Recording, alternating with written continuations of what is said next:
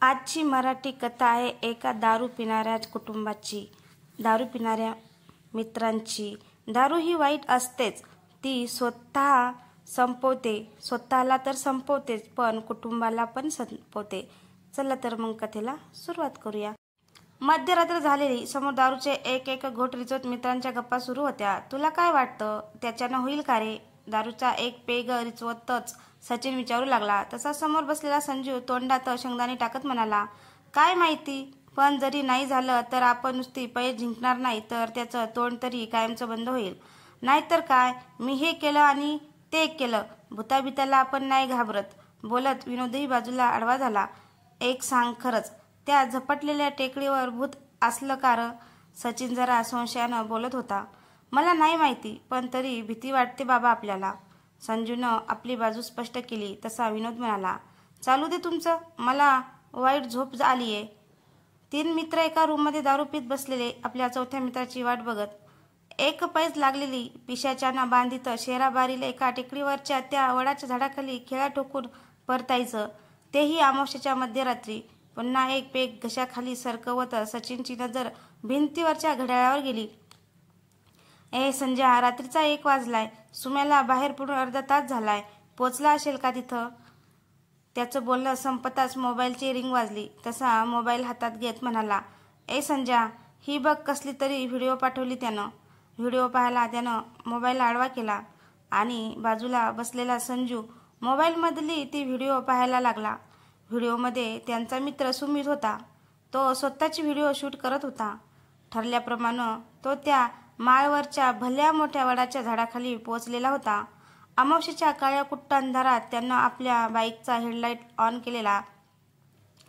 त्या प्रकाशात समोर तेच वडाचं झाड दिसत होतं। गर्द दाट जमिनीपर्यंत लोंबणाऱ्या पारंब्या एखाद्या जटाधारी साधूसारख्या भासत होत्या। त्यानं हातामध्ये धरलेला मोबाईल ते झाड पूर्ण दिसेल असा ठेवला आणि हातामधला खिळा स्क्रीनवर दाखवत मागे फिरला। त्या गर्द काळोखात तो सोडला तर कसलीच हालचाल दिसत नव्हती। हातातला खिळा जमिनीत ठोकायला तो आता एक दगड शोधू लागला आणि ती व्हिडिओ रूममध्ये बसलेले त्यांचे मित्र श्वास रोखून पाहत होते। दगड शोधत तो थोडा बाजूला गेला तशी झटकन एक सावली मोबाईलच्या स्क्रीन समोरून गेल्याचं जाणवलं आणि मोबाईलवर व्हिडिओ पाहणारे त्यांचे मित्र दचकले। संजय, काय होतं रे, जरा मागे घे व्हिडिओ।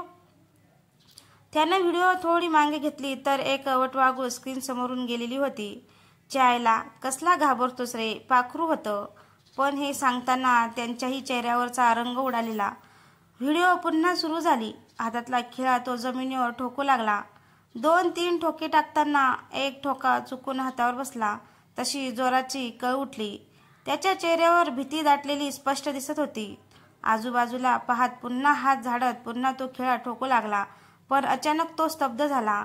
त्याला कसलीशी चाहूल जाणवली। कसलासा आवाज त्या झाडामागून येत असावा। तो तसाच थांबून स्तब्धपणे समोर पाहू लागला। श्वास रोखून त्याची नजर त्या झाडावर खिळली होती। काही क्षण ही भीषण जीवघेणी शांतता त्याचे मित्रही मोबाईलवर पाहताना अनुभवत होते। तोच जमिनीवर ठेवलेला तो मोबाईल झपकन आडवा झाला। तसं काळकुट्ट आकाश दिसू लागलं। काही सेकंदात मोबाईलवरची ती व्हिडिओ बंद झाली।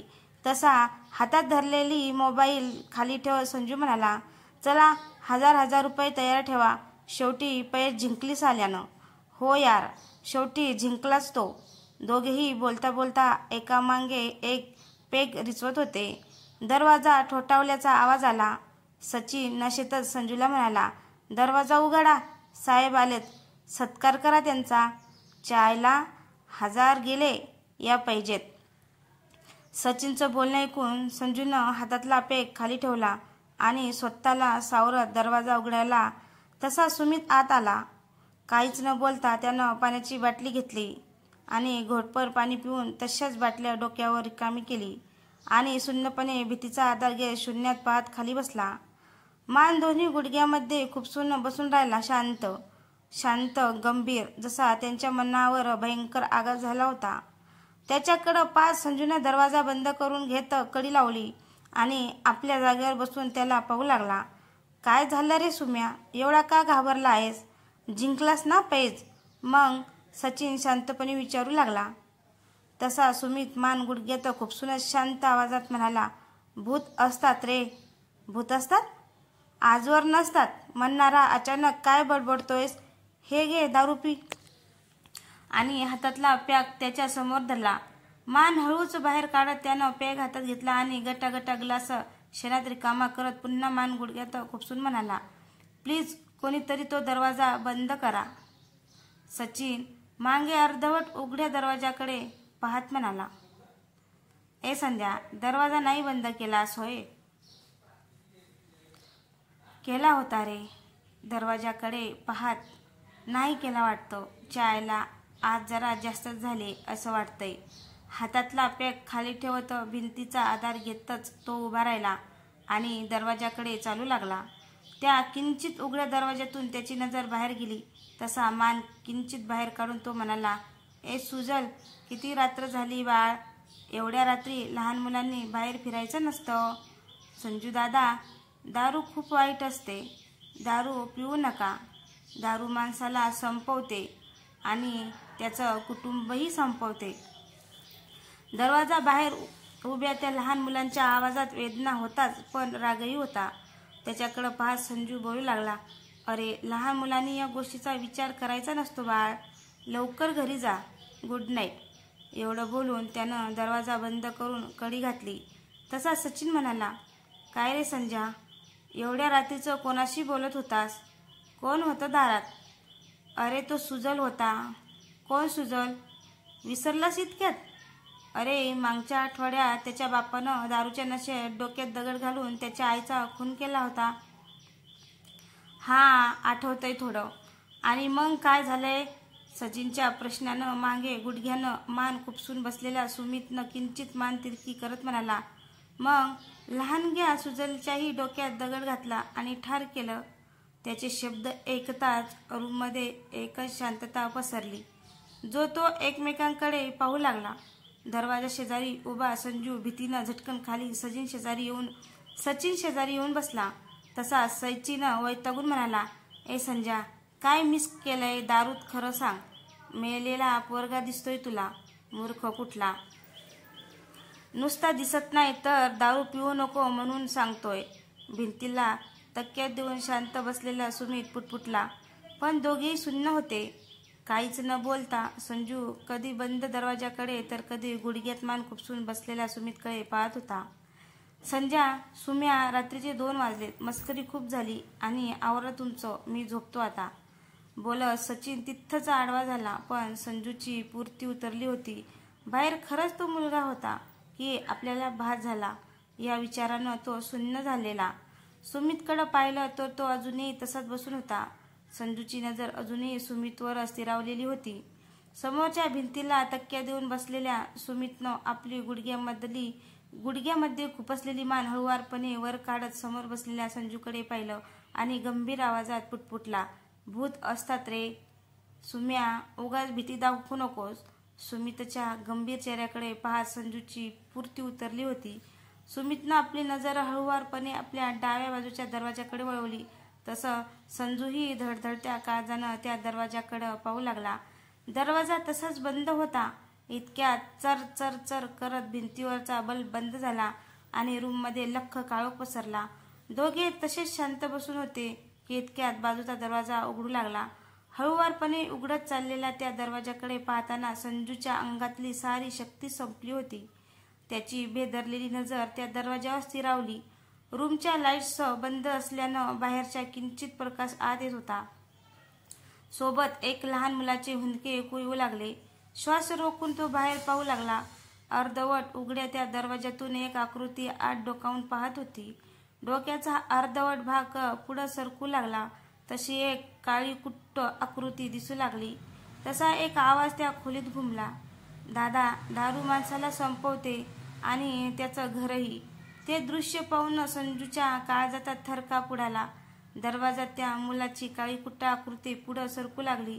तसा संजू बाजूला ठेवलेला आपला मोबाईल चाचपू लागला.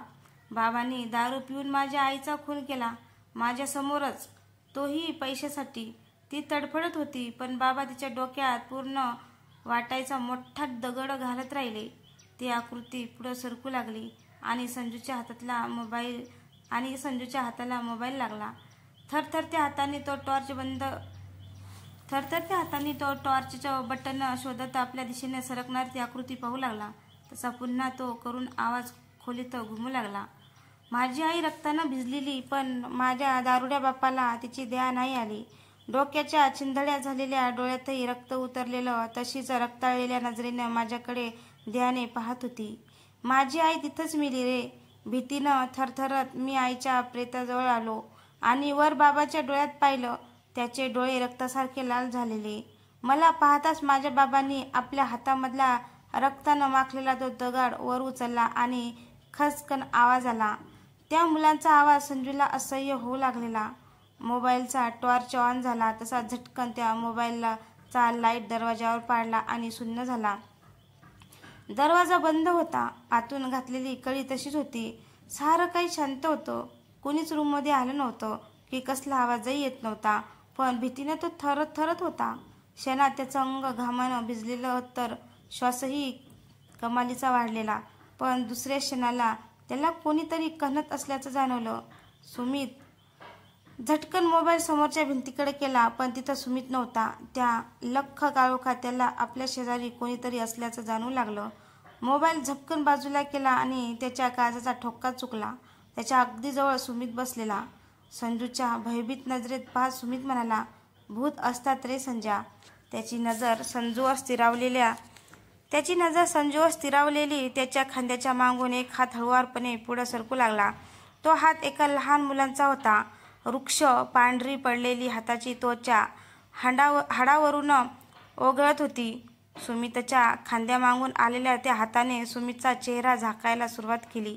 तसं भीतीनं संजूचं काळी छाती फाडून बाहेर पडेल असं धडधडू लागलं. इतका झप प्रकाश करत संजूच्या हातातील मोबाईल बंद झाला.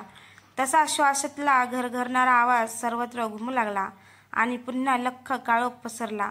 मोबाईलची रिंग एकसारखी वाजत होती, पण कोणीच जागं नव्हतं. काही वेळ वाजून मोबाईल बंद झाला, पण काही सेकंदात पुन्हा रिंग व्हायला लागली. सचिनच्या डोळ्यावर झापड होताच. कदाचित दारूची नशा अजून उतरली नव्हती. झोपेतच तो आपल्या मोबाईल हाताने चाचपत कानाला लावला. काही सेकंद तो तसाच पडून होता आणि झटकन उठून बसला. पलीकडून बोलणाऱ्या व्यक्तीचं बोलणं ऐकून तो सुन्न झालेला.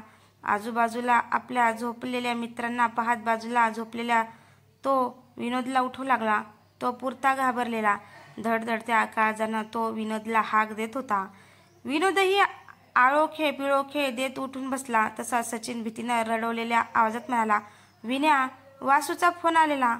मग त्यात एवढं घाबरण्यासारखं काय आहे? तो हॉस्पिटलमधून बोलत होता. हॉस्पिटलमधून? का? काय झालं त्याला? त्याला काही झालेलं नाही. सुमितचं पोस्टमॉर्टम झालंय म्हणून सांगत होता. काय? डोकं फिरलं काय तुझं? रात्रीची उतरली नाही का? सुमित तर आपल्यासोबत आहे रात्रीपासून. बोलतच त्याची नजर रूममध्ये फिरू लागली, पण सुमित कुठंच दिसत नव्हता. त्याच्याकडे पाहत सचिन म्हणाला, त्या टेकडीवरच्या झाडाखाली सकाळी लोकांना सुमितचं प्रेत सापडलंय. तसं स्तब्धपणे विनोद पुटपुटला, जर सुमित रात्रीचं त्या झाडाखाली मेला होता, तर मग रात्री आपल्या रूममध्ये कोण आलेलं? माझं डोकं चालेनासं झालं यार. त्या संध्याला उठव. दुपारचे 12 वाजलेत. साल्याला अजून जाग नाही आलेली. उठव आणि हॉस्पिटलला जायला पाहिजेत. विनोद बाजूला पडलेला संजूला उठवू लागला, पण तो काही केल्या उठत नव्हता. तसं पालथा झोपलेला संजूला सरळ करताच दोघेही सुन्न झाले. विनोद विस्पारलेल्या डोळ्यांनी सचिनकडं पाहत म्हणाला, हा तर मेलाय रे. काय? सचिन त्याच्या हाताने त्याची हाताची नाडी छाती पाहून सुन्नपणे बाजूला होत म्हणाला, जर हा मेलाय तर खोलीत घर कसली ऐकू येते? त्याचं बोलणं ऐकून विनोदही श्वास रोखून तो आवाज ऐकू लागला. एक नीरव शांतता सर्वत्र पसरलेली आणि त्या भीषण जीवघेण्या शांततेला भेदणारी श्वासातील एक घर खोलीत घुमू लागलेली. इतक्यात फोनची रिंग झाली तसे दोघेही दचकले. स्वतःला सावरत सचिननं मोबाईल रिसीव्ह केला. कोणीतरी पलीकडून तावातावाने बडबडत होतं. त्याचा फोन बंद झाला. तसा सचिन कधी हातातल्या मोबाईलकडे तर कधी भिंतीवरच्या घड्याळाकडे पाहत होता. सच्चा, काय झालं? कोणाचा फोन होता? विनोद पुरता घाबरलेला होता. वासूचा फोन होता. काय बोलला? स्मशानभूमीत आहेत सगळे, आपल्याला विचारत आहेत. मग भिंतीवरच्या घड्याळाकडं काय बघतोस? 12:45 झालेत, पण दिवसाचे नाही, रात्रीचे. काय? मोबाईल बघ. 12:45 AM दिसतंय. म्हणजे आपण 24 तास झोपून होतो. होय, 24 तासांनी आपण जाग झालोय. दोघे एकमेकांकडे पाहत होते. तोच एका लहान मुलाचा आवाज आला. तुम्ही जागे झाला नाहीत, तुम्हाला जागं केलंय. तो आवाज थांबताच भिंतीवरचा तो बल्ब चरचर करत कमी जास्त व्हायला लागला आणि पुन्हा एक घरघरणारा आवाज येऊ लागला. दारू वाईट असतं, पिणाऱ्याला संपवतेच आणि त्याचं कुटुंबही. दोघंही भीतीनं एकमेकांकडे पाहू लागले आणि झटकन दरवाजाकडे धावले. सचिनने दरवाजाची कडी काढली आणि दरवाजा उघडू लागला, पण तो काही केल्या उघडत नव्हता. दोघे जीवाच्या आकांतानं ओरडत होते, मदत मागत होते, पण व्यर्थ. इतक्या त्याच्या समोरचा उजव्या बाजूला असणारा बाथरूमचा दरवाजा कर कर आवाज करत हळुवारपणे उघडू लागला. तशी दोघांची नजर त्या दरवाजाकडे खिळली. दरवाजा पलीकडच्या काळ्या कुट्ट अंधारात कोणीतरी उभं होतं. दरवाजाच्या पलीकडच्या काळ्या कुट्ट अंधारात कोणीतरी उभं होतं. शांतपणे निश्चल दोघेही त्या काळोखात पाहत होते की लाईट कमी जास्त व्हायला लागली. सचिन बल्बकडे पाहत होता तर विनोदची नजर त्या दरवाजावर स्थिरावलेली होती. कोणीतरी त्या दोघांकडे रखरखत्या नजरेने पाहत होतं. तोच भिंतीवरचा बल्ब चरचर करत बंद झाला आणि एक आवाज घुमायला सुरुवात झाली. माझ्या बापाने दारूच्या नशेत माझ्या आईला संपवलं. तेव्हापासून प्रत्येक दारुड्यात मला माझ्या निर्दयी बाप दिसतो. काही सेकंदात पुन्हा बल्ब सुरू झाला, पण सचिनच्या बाजूला उभा विनोद जागेवर नव्हता. बाथरूमचा उघडा दरवाजा बंद झाला. आता सचिन जीवाच्या आकांताने दरवाजा बडवत होता, पण त्याचा आवाज रूमच्या बाहेर जात नव्हता. दरवाजा बडवताना पुन्हा त्याला बाथरूमचा दरवाजा उघडत असल्याचं जाणवू लागलं. दरवाजा बडवतच तो भीतीनं मागं पाहू लागला तर तो दरवाजा अर्धवट उघडलेला. सचिन तसाच पाहत होता. ती एक काळकुट्ट हात दरवाजाच्या भिंतीवर पुढं सरकू लागला. त्या दृश्यानं सचिनच्या अंगावर सरकन काटा उभा राहिला.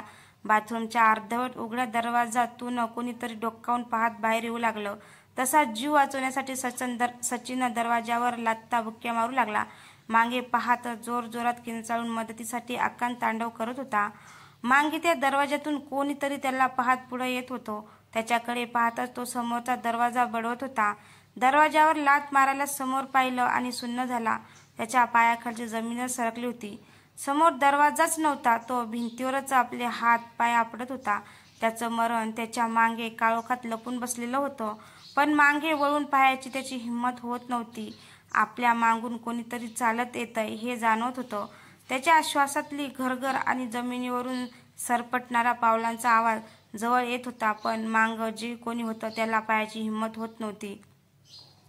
आपले दोन्ही हात भिंतीवर ठेवून त्यानं भीतीनं डोळे गच्च मिटून घेतलेले. मागून येत असलेली चाहूल अगदी त्याच्या जवळ आली होती. काळीज जोरजोरात धडधडत होतं तर अंग घामानं चिंब भिजलेलं. देवा, मला इथून बाहेर काढ, तो रडत देवाचा धावा करत होता. तशी मागून एक हाक ऐकू आली, सचिन, लवकर चल, दरवाजा इथं आहे. या आवाजानं जणू त्याला जीवदानच भेटलं होतं. आनंदानं तो झटकन मागे फिरला आणि त्याच्या काळजाचा ठोका चुकला. शेवटचा दीर्घ श्वास घेत तो भिंतीवरून घसरत खाली बसला आणि तिथंच गतप्राण झाला. समोरची ती काळी कुट्ट आपल्या रखरखत्या लालसर डोळ्यांनी त्यांच्याकडे पाहत होता. ती भयान आकृती पाहत तो दरवाजा जवळच पडलेला. दरवाजा हळुवारपणे उघडला तशी एका मुलाची काळी सावली भिंतीवरून बाहेर जाऊ लागली आणि दरवाजा पुन्हा बंद झाला. त्या नीरव शांततेत पसरलेला लख्ख काळोखात त्या मुलांच्या आवाजात एक वाक्य अखंड घुमत राहिलं, दारू वाईट असते, पिणाऱ्याला संपवतेच आणि त्याचं कुटुंबही संपवते. तर मित्रांनो, ही कथा तुम्हाला कशी वाटली? कथा आवडल्याचं कथेला लाईक, कमेंट, शेअर करायला विसरू नका आणि चॅनलवर कोणी नवीन असेल तर चॅनलला सबस्क्राईब करा, जेणेकरून माझी प्रत्येक कथा तुमच्यापर्यंत पोहोचेल. तर दारू खरंच खूप वाईट असते. तो स्वतःला संपवतेच पण कुटुंबाला पण संपवते. म्हणून मित्रांनो, दारू पीत जाऊ नका.